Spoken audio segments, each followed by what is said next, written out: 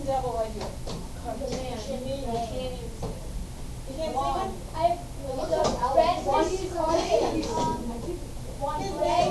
see it? His name is Rene Descartes. He was a Frenchman. Yeah, right. Not in France. So, Rene Descartes is the person you can thank for our lesson today. Thank you. He invented this thing right here. You may know this as the coordinate plane. Have you heard about the coordinate plane? Yes. I like to call it the Cartesian plane. It's named after Rene Descartes. There's that little name. A cart means chart. So I don't know which came. Is that an accident? Is that a guy whose name is Chart invented a chart, or did they name the word chart after him? I don't know. But he was a mathematician philosopher. He was a little bit of a nut, but he was really good with kind of math. And his idea was numbers. If you're just looking at a page of numbers, you don't know what you're looking at. But if you can make a picture out of numbers, you can actually see more information. So that was his idea. Let's take numbers and turn them into a picture. So he came up with this Cartesian system, which I think you guys are pretty familiar with. So let's kind of review what we've got here. So when I look at this Cartesian plane, also known as the coordinate plane, we divided it into quadrants. I've got two intersecting lines here, which each one of those is called an axis, or together they are the axes. That's how we say it, plural. We create quadrants, or 4 pieces. And we number them as 1, 2, 3, 4. Yep. Is this news to anybody in this room? No. No. How are you going to remember where the quadrants are? Because How? you know it's a C. It's a C, right? Did they tell you what the C stands for? Coordinate plane. Rene Descartes. Oh. Yes, Cartesian plane. Oh. That's why it's a C. So that's that little trick. Now this is kind of important here if you like getting questions correct on tests. Will you get a C? We always name our quadrants in Roman numerals. So which quadrant is this? 3. Do we write this? No. Only if we want to get it marked wrong. We always use Roman numbers that's just the law. So always use Roman numbers when you're naming these guys. So if I've got point -2, 4, we're going to review all this. But what quadrant is -2, 4 in? What is it? 2. -2, 4, something, right? So that's in quadrant 2. Do I write this? No. I write Roman number 2 because I guess that's what they call it. Bars under it, or can we just put I like the bars because then it doesn't look like an 11. we can write this. We can write this. This is called taking notes, yes. Yeah. See, so far so good. And who's relieved? Can I give you a little break? Who's like, this is boring? Oh, you just wait. Wait, are we going to test them? This is actually very cool. This is totally reviewed. I was the one of these that won last year. Who asked that? This girl, she did not. I know who asked it. So, we've got our, listen, you guys, if you want to have some review time, I can wait for you, that's fine. Or we can just move on with this. So what do I want to say about this thing? We've got some vocabulary. I think you know this word. What's the origin when we talk about? Origin is the 0 point. It's where our two axes intersect. Point 0, 0, right? That's kind of home base. Now these words might be new. They want you to know these words. Actually, they're good words to know. If you ever read a textbook, they use these words. So an abscissa is not a sore tooth. An abscissa is the x value in a coordinate, like right here. That's the abscissa. An ordinate is the y coordinate. So if you have an x right there, this is called an abscissa. Which I hope I spell it right. And this is called an ordinate. How do you remember that? I don't know how you remember it. I do know I can remember that abscissa comes first before ordinate because A comes before O. Maybe that helps. And X comes before Y. So maybe that helps me remember which one is which. So if you hear me say that word abscissa, I'm talking about the X value. If you hear that word ordinate, we're talking about the Y value. All right, horizontal values always named before the vertical value. I've seen people confuse these. This X, that means I'm moving either left or right. This Y means I'm moving either up or down. Always. Right? That's how they work. You always work with the X-axis first and then with the Y-axis. So point A, how do we name this point? And I'm looking here at point A. Well, how did I get there? You always start at the origin.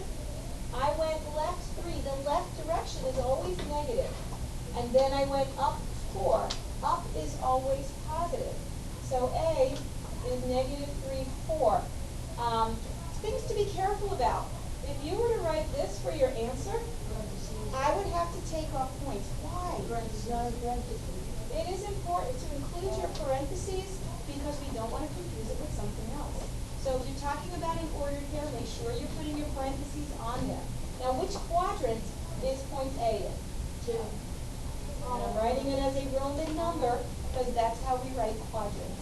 And if you're not sure, what I like to do for these kind of questions is I always just label these. It takes a second to put my quadrants in. And then it's trivial when they ask, well, which quadrant? It's written right there. Okay, so point B. What is the coordinates, the XY pair, ordered pair, that goes with B? Again, starting at the origin, I went 2 right. Well, going right is always the positive direction. And then I went 3 down.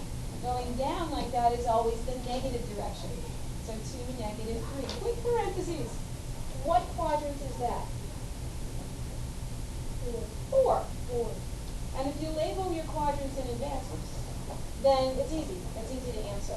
Is this coming back to any problem? Yeah. Maybe do one person. All right. Okay, so let's name some points. What are the coordinates for C? 0. What is it going to be, Alex? 2. Oh? 0. 2. Because I started home base, my origin, I don't go left or right, I 0, and I go up to what quadrant? 0. No quadrant. No quadrant. It's not in quadrant. If you're on the X or Y axis, there is no quadrant. It's only if you're actually in there, not on the borders. Yes? I never seen that. Oh, we're not there yet. Oh, Quinn, can you help us with D? It is 3, 1. So we went right 3 and we went up 1. Make sure you've got your parentheses. What quadrant am I in? First quadrant. And again, hope you're writing these down in Roman numbers. E, who wants to do E for me? Go ahead, Ishan. Put in my parentheses. Negative 2 x-axis. Right, because we're going over 2. How many are we going down? Negative 3. Negative y-axis. Good. So we went left 2, down 3. That's what that means. And what quadrant? 1, 2, 3. Excellent. You guys know this already. Isn't that awesome? It is. You like that. Just let's repeat last year. Why Why do you keep asking that? What do you think? Yes. I'm gonna learn these. All right. Now, here we go. A little bit of thinking questions. I'm still in the front here. I'm on these last 2 bullets. What would the ordinate be? What's an ordinate? The y value. So what would the y value be for any point on the x-axis? So here's my x-axis, right? This one's x, this one's y. So I've got some points on the x-axis. What is their ordinate? What is their y value? What is it? 0. Points on the x-axis have a name. If you see a point on here, I don't know if anybody knows this. You might. I'm not sure what you guys did last year. They're called x-intercepts. Have we heard this word before? Last class said no. We have never heard this word before. What do you guys say? Yes. Yeah, that's what I thought. Okay, now, what would the abscissa be? What's an abscissa? The x value be for any point on the y-axis. So now I'm on the y-axis. Any point on here. What is the abscissa? The x value. 0, right? Because I'm not going left or right. And then points on the y-axis, what do you think they're called? Y-intercepts. Okay, x-intercepts, y-intercepts. X-intercepts live on the x-axis and have a y value of 0. The y-intercepts live on the y-axis and have an x value of 0. There we go. Let's see, plotting points. I know you know how to do this. But let's just make sure. You're going to begin at the origin. You always start at home base, right at the origin. And you're going to move left if your x value is negative, or you're going to move right if it's positive. Then you look at your y value, move up if it's positive, or down if it's negative. So let's see here. If I'm going to grab point A, it says negative 2, 5. So I start at the origin. -2, left 2, but up 5. And then always labeling, right? Label that point as point A. And which quadrant is it in? 2. In Roman numbers. Or between the Greek and the Roman, it's all right, so let's see, B. 3, so start at the origin. It says go right 3 because it's positive. -2 says go down 2. Label your points. Make sure that you're labeling them. And then what quadrant am I in? Fourth quadrant. C. It says go left 4, but don't go up or down. Just stay where you are. Up or down is 0. Let's label our point. That one is C. What quadrant? Not in a quadrant, right? It's on an axis. So no quadrant. Okay, awesome. All right. Now again, turn it over. Yeah, that's the whole front side. Easy peasy stuff. What about relations and functions? You know, I know you've done this too. Do you remember what a relation is? And if you don't, it's a set of ordered pairs. Now, a set is stuff, a collection of things, and we put sets in curly brackets. So a set of ordered pairs means that I've got some ordered pairs inside some brackets. That's what a set is. Or how that's how I say it's a set. So this has to be smooth. That's how I know they're XY pairs. And these curly brackets say that it's a set of those things. If you don't know how to make a curly bracket, I like to think of a profile of a face. Here's the forehead, the nose, and here comes the chin. So if you're not good at making those, maybe it's something to practice. Can you sort of see a little bit of profile? Yeah. Here, squint your eyes a little bit. Carmela's like, no. Okay.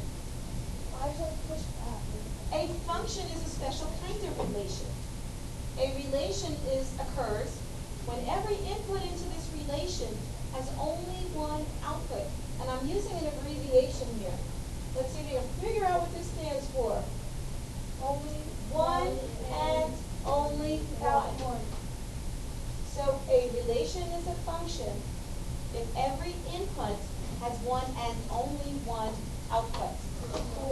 So let's just remind ourselves, the set of inputs into a relation has a special name. Anybody know what that's called, the set of inputs? The domain. It sure is. The set of outputs has a special name as well. What do we call the set of outputs into a relation? The range. So domain, range, these are sets as well. So if I'm writing a domain, I'm also writing them in curly brackets, range of the outputs. Because they're a set, collection of objects. So let's see. A relation is a function when every input has one and only one output.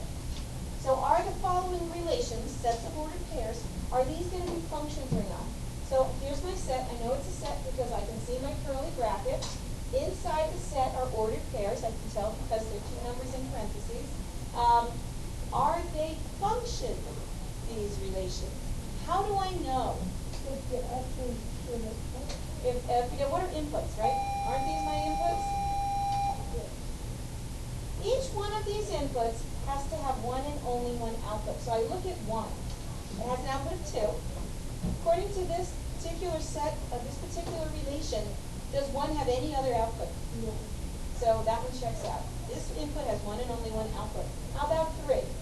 Does 3 have any other output besides 10? Does 5 have any other output besides 16? How about -3? So does every input have one and only one output? Yes. So this is a function. Why? And these are the words you want to use.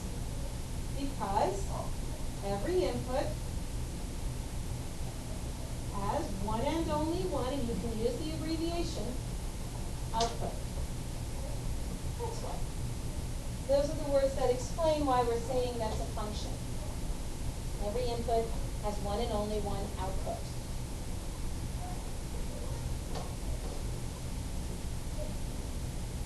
All right. While you're writing there, I'm just going to look at the next one. Is this one a function? Does every input have one and only one output? What's the problem? Well, when I look at 1, it has an output of 2, but 1 also has an output of 5. So this is not a function. Okay, why is it not a function? There's an input, has more than one output.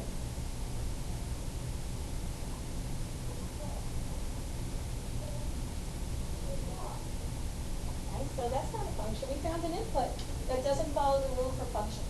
So it's okay. I mean, it's fine. It's a relation. Not every relation is a function, and they can be useful, but it's just not a function. Let's look at this guy. This one a function or not? This could be a little confusing because do you see all these 2's repeating? Does that mean that I've got some inputs with more than one output? No. It doesn't? Yeah, I mean, you got to stay really focused with this because you're only looking at the inputs. Does 1 map to anything other than 2? 1 maps to 2. Now 3 also maps to 2. That's okay. They can map to the same output, but is there another 3 that maps to a different output? Think of the Coke machine, right? Isn't that the Coke machine, your example of a function? If you go to a Coke machine, you put in, what does it cost nowadays? $2? I don't even know what they cost anymore. $1.75. $1.75, he knows. Okay, you put in your money. If you press Coke, don't you want a Coke to come out? Yeah. What if you press Coke and an orange soda comes out? Well, you'll still drink it. Was it what we expect? No. And so functions, we always want to know what to expect. Now, when is this important? Think of something like medicine. If you have a function that figures out a dosage of medicine, maybe it's based on weight. Do you want it to have different numbers coming out? You want to be sure it's a function that you're guaranteed a certain answer. So it is okay if your outputs are the same. You can have 2 buttons that you're pressing, you get a Coke coming out, but it has to work that each input only has 1 output. So this one is a function for the same reason as the other one. Every input has 1 and only 1 output. And these are the words you need to know. Every input has 1 and only 1 output. Okay, this also shouldn't be news, I don't think. Okay. So let's just test it out here. So this is also an example of a relation. It's written as a mapping diagram.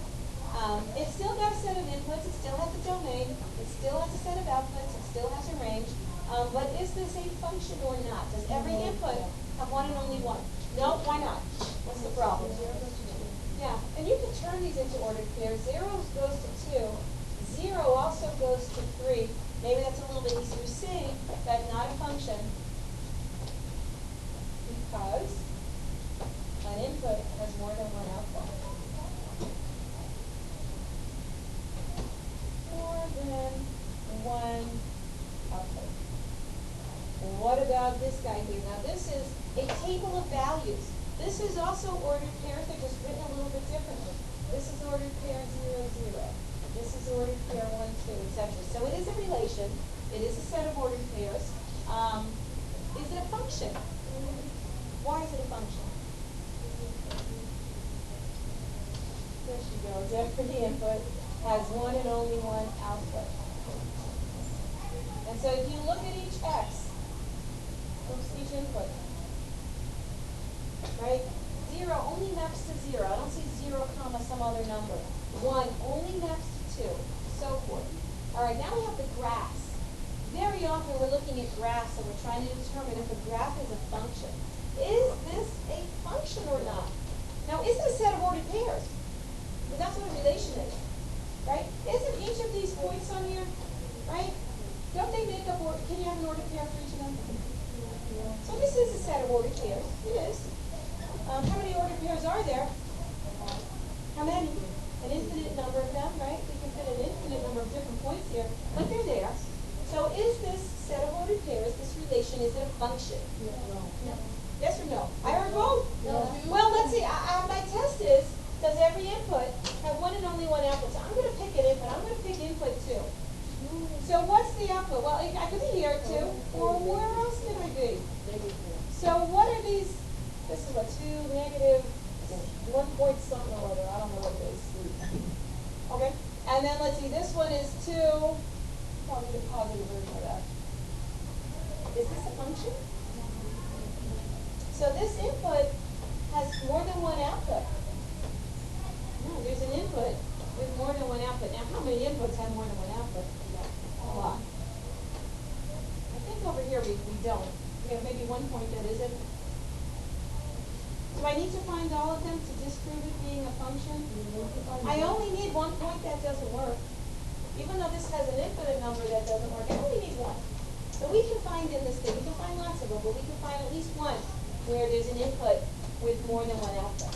So we look at that. Now you may remember working with the front functions, with the graphs, using a vertical line test. Remember the vertical line test?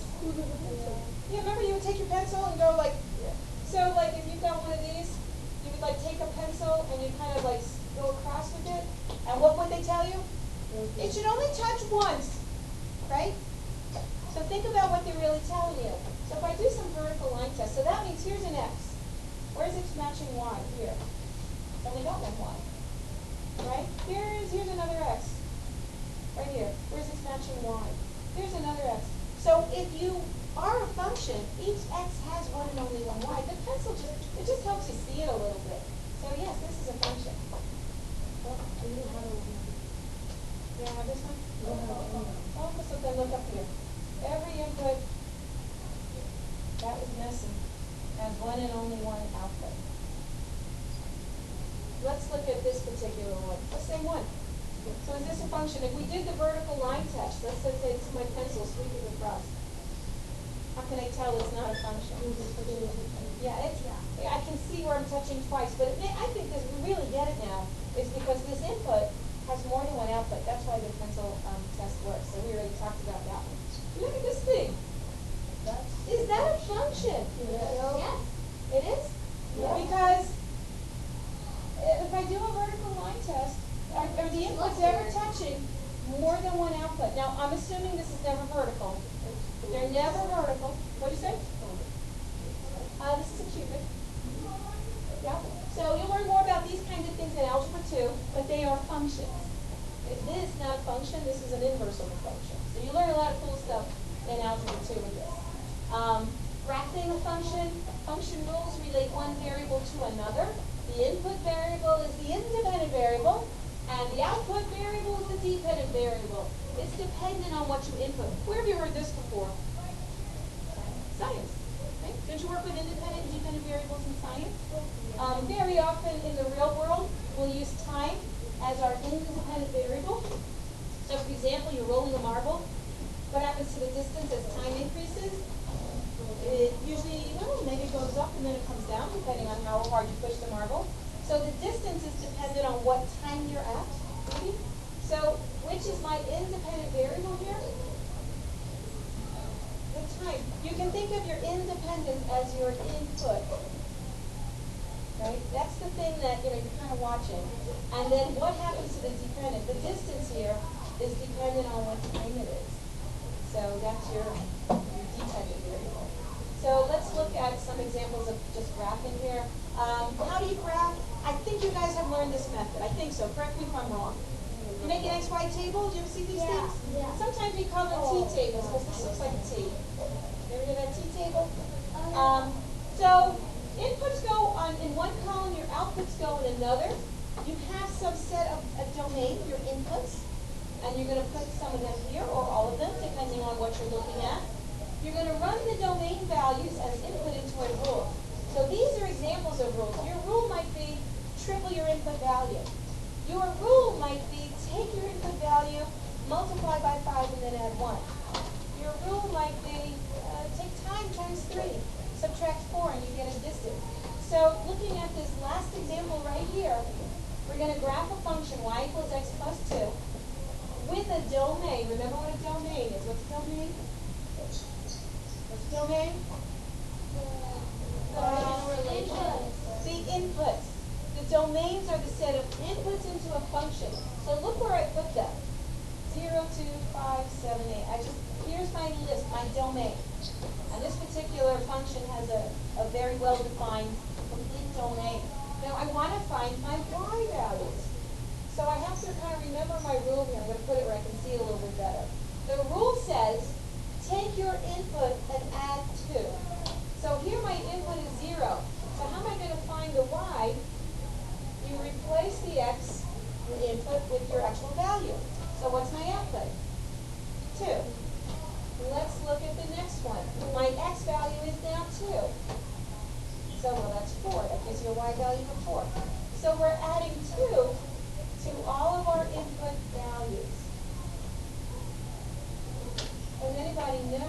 this before?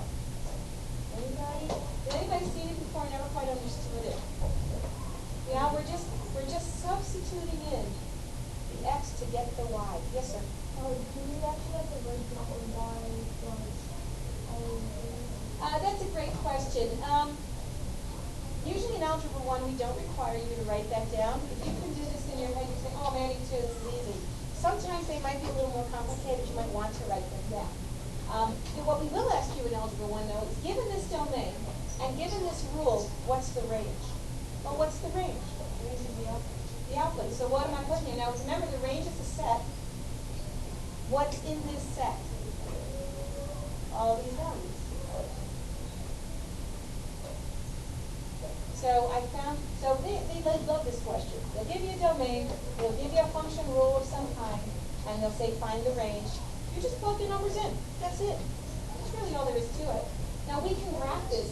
These are ordered pairs. The table of value is an ordered pair, so we can make all these into XY pairs.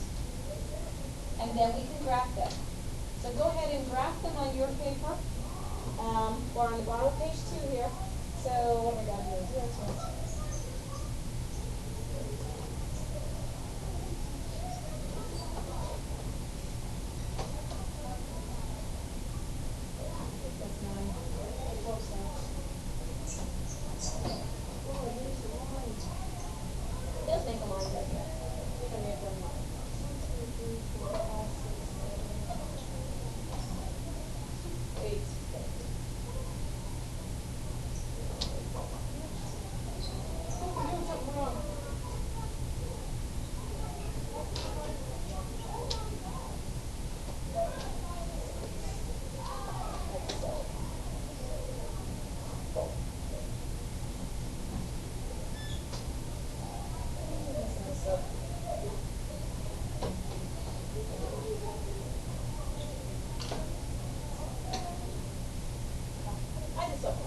I don't know why I can't see it. It must be Friday. It must be Friday. That's 2.